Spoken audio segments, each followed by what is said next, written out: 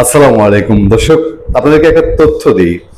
আমরা তো সংবাদের পেছনে ঘুরি এবং সংবাদকেই কখনো কখনো সংবাদ উপস্থাপন করা, কখনো কখনো সেই সংবাদ বিশ্লেষণ করা, এই দুটিকেই আমরা আহ, পেশা বলেন, পেশন বলেন, সেটাই সে বেছে নিয়েছি। অনেকবার বলেছি আমার কর্মজীবনে সাংবাদিকতার বাইরে আসলে কোনো চাকরি, মানে আমি আমার জীবনে আজকে প্রায় 28 বছর অতিক্রম করছি সাংবাদিকতা দিয়ে, এবং বিশ্ববিদ্যালয়ের জীবনে পড়াশোনাটা উচ্ছন্নে গেছে অনেকটা সাংবাদিকতা করতে গিয়ে, এবং বিশ্ববিদ্যালয় জীবন থেকে সেই সাংবাদিকতা শুরু। প্রাতিষ্ঠানিক পর্যায়ে না হলেও অপ্রাতিষ্ঠানিক পর্যায়ে যদি ধরেন, এটা আমার একটা প্রতিষ্ঠান এবং সরকারের সমস্ত কিছুই মেনে আমার কাছ থেকে সরকার ট্যাক্স নিচ্ছে, ফলে আমি তো সেই প্রাতিষ্ঠানিক সাংবাদিকতা বলা যায় করছি। তো সেই জায়গা থেকে আমি আপনাদের আজকে যে তথ্য জানতে চাই, যে সেটা হচ্ছে এতটা ভূমিকা করা এই কারণে যে হাসনাত আব্দুল্লাহ, সার্জিস আলম, নাসিরউদ্দিন পাটোয়ারি, নাহিদ ইসলাম, ইভেন এনসিপি, তাদেরকে নিয়ে বহু সমালোচনা, আমাদের সমালোচনা গাথা, এবং আমরা সমালোচনা করার মতো এলিমেন্ট পেয়েছি বলেই তো সমালোচনা করেছি, মন গড়া কিছু তো করিনি। কিন্তু হাসনাত আব্দুল্লাহর ইন্টারভিউর জন্য আমি এক দুবার ট্রাই করেছি, জানতেও চেয়েছে আমি কি, আমার পরিচয়ের পরে আমি আসলে তার কাছ থেকে রেসপন্স পাই না। আমার খুব আগ্রহ করে আমি অপেক্ষা করছি হাসনাত আব্দুল্লাহর একটা ইন্টারভিউ করার জন্য। সুযোগ পেলে হাসনাত আব্দুল্লাহ যদি মুখোমুখি হন অথবা সুযোগ দেন, আমার ইচ্ছা আছে, অনেক কিছু জানার ইচ্ছা তাদের কাছ থেকে। এবং এখন যে প্রেক্ষাপটে আলাপটা করছি সেখানে জানার ইচ্ছা, তাদের মধ্যে কি শেখ হাসিনার ভূতে চেপেছে? তারাও কি ভাবতে শুরু করেছে যে এখন যে ফর্মে আছেন অনাদিকাল এই ফর্মে থাকবেন? একটু কি ভুল চিন্তা না? কারণ ইউনুস আমলে যে ফর্মে ছিলেন সেই ফর্মে তো এখন হাসনাত আব্দুল্লাহ নাই। আজকে বাংলাদেশে কোথাও যদি গন্ডগোল ঝামেলা হয়, কলেজের বিশ্ববিদ্যালয়ের শিক্ষকরা যদি বা ছাত্ররা যদি ঝামেলা লাগে, আজকে ঢাকা কলেজ এবং 7 কলেজের মধ্যে আবার যদি কোনো বিশৃঙ্খল পরিস্থিতি হয়, হাসনাত আব্দুল্লাহকে কি ওখানে খুঁজে পাওয়া যাবে? প্রেক্ষাপট আছে। আর কিন্তু ওই কি জুতা সেলাই থেকে চণ্ডীপাঠ সবকিছুতে আমরা ইউনুস আমলে হাসনাত আব্দুল্লাহকে দেখেছি। পরে কোন রকম মানিজ্যতের ভয়ে তারা ঘরে উঠেছেন, সেই আমল তো নাই এখন। তাদের ভয়ে হসপিটাল বিল কমায়, তাদের ভয়ে ইউনো ম্যাজিস্ট্রেট থরথর করে কাঁপে। চেঞ্জ হয়েছে না সেগুলো? কিন্তু তারা বোধহয় এখনো বুঝতে পারছেন না যে এই দিন না, আরো দিন আছে। এবং তারা তো এটা জানেন, তারা আমাদের চেয়ে কিন্তু ভালো জানেন। আমরা তো সবসময় একদম স্পষ্ট ভাষায় বলি যে আওয়ামী লীগ ফিরবে।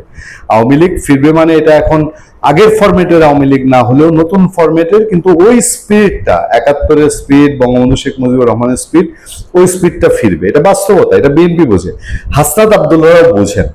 কিন্তু এইটা কি বোঝেন যে আওয়ামী লীগ যেদিন ফিরবে, এই যে তাদের ইউনুস কাল ছিল, ইউনুস কাল বিদায় হয়ে তারেক রহমান কাল এসছে, বিএনপি কাল এসছে, এই কালে তাদের একটু ভাটা পড়েছে। আওয়ামী লীগ কাল আসলে সেইটার ভৌগোলিক কোনো ব্যাখ্যা, ভূগোলের ছাত্র আমার কাছে ভৌগোলিক কোনো ব্যাখ্যা নেই যে এই পরিস্থিতি হবে, এটা না জোয়ার হবে, না ভাটা হবে, না মরুভূমি হবে। আমি জানি না তাদের হাসান আব্দুল্লাহদের অবস্থা কি হবে, তারা বোধহয় এটা নিয়ে খুব টেনশন।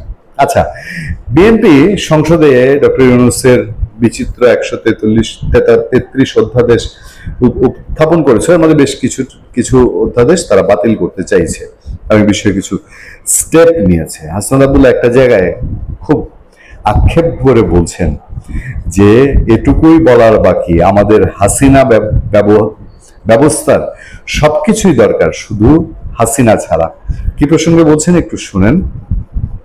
সে জায়গাটায় অন্তর্বর্তী সরকারের জারি করা বেশ কিছু অধ্যাদেশ বাতিল করা নিয়ে সরকারের সমালোচনা করেছেন কুমিল্লা 4 আসনের সংসদ সদস্য, জাতীয় নাগরিক পার্টি এনসিপির দক্ষিণাঞ্চলের মুখ্য সংগঠক হাসনাত আব্দুল্লাহ। শুক্রবার ফেসবুকে তিনি একটা পোস্ট দিয়েছেন। সরকারের দিকে ইঙ্গিত করে হাসনাত লিখেছেন, এখন শুধু এটুকুই বলার বাকি, আমাদের হাসিনা ব্যবস্থার সবকিছুই দরকার, শুধু হাসিনা ছাড়া। এর আগে বৃহস্পতিবার ফেসবুকে অপর এক পোস্টে হাসনাত আব্দুল্লাহ বলেন, জাতীয় মানবাধিকার কমিশন অধ্যাদেশ, গুম প্রতিরোধ ও প্রতিকার অধ্যাদেশ, পুলিশ কমিশন অধ্যাদেশ, সুপ্রিম কোর্ট সচিবালয় অধ্যাদেশ, দুর্নীতি দমন কমিশন সংশোধন অধ্যাদেশ, সুপ্রিম কোর্টের বিচারক নিয়োগ অধ্যাদেশ, তথ্য অধিকার সংশোধন অধ্যাদেশ, মাইক্রোফাইন্যান্স ব্যাংক অধ্যাদেশ, ব্যাংক রেজুলেশন অধ্যাদেশ ও গণভোট অধ্যাদেশ সরকার পক্ষ বাতিল করার প্রস্তাব করেছে। এসব নিয়ে বহু আলোচনার দাবি রাখে।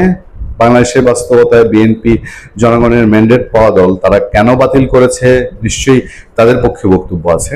তবে একটা জায়গায়, এই যেমন তাসমিন যারা একটা জায়গায় কমপ্লেন করছে, তাসিম যারা এনসিপি থেকে পদত্যাগ করা নেত্রী ডাক্তার তাসিম যারাও অধ্যাদেশ বাতিল দেওয়ার অধ্যাদেশ বাতিলে নেওয়া উদ্যোগের সমালোচনা করেছেন, তিনিও ওই সোশ্যাল মিডিয়া ফেসবুকে এক পোস্টে গুম প্রতিরোধ অধ্যাদেশ বাতিলে সরকারের সিদ্ধান্তের যৌক্তিকতা নিয়ে প্রশ্ন তুলে তিনি বলেছেন এতে বিচারহীনতার সংস্কৃতি আরো প্রাতিষ্ঠানিক রূপ পাবে। তার অবশ্য একটা লজিক আছে যে সরকার বলছে যে আইন শৃঙ্খলা বাহিনীর কারো বিরুদ্ধে যদি কোনো স্টেপ নিতে হয়, তদন্ত করতে হয়, তাহলে সরকারের পারমিশন লাগবে। অতীতেও আইন শৃঙ্খলা বাহিনীগুলোর বিরুদ্ধে কোনো আইনি স্টেপ নেওয়াটা সরকারের এই পারমিশনের বেড়াজালে আটকে ছিল।